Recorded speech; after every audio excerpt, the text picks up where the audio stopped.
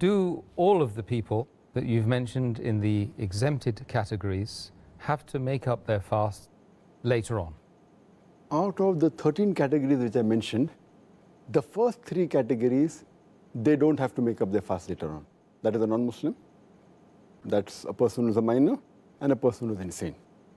Out of the remaining 10 categories, 2 categories, a person who is disabled for long and a person who is very elderly.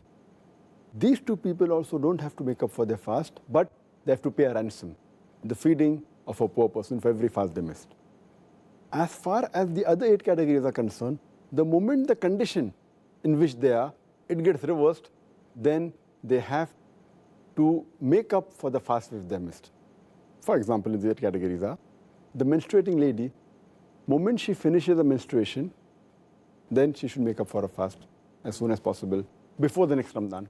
A woman who is in the period of postnatal bleeding, the moment it gets over, she has to fast.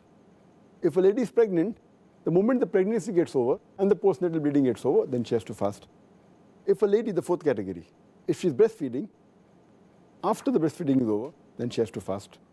Or a person is sick, the moment he gets healthy, he or she has to fast. Similarly, a person who's traveling, moment he finishes his traveling, he has to fast.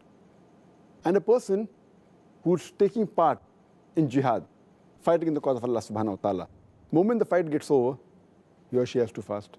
Similarly, a person who's in compulsion and is not fasting, the moment the compulsion is removed, he or she has to fast. But naturally, all these have to be done before the next Ramadan.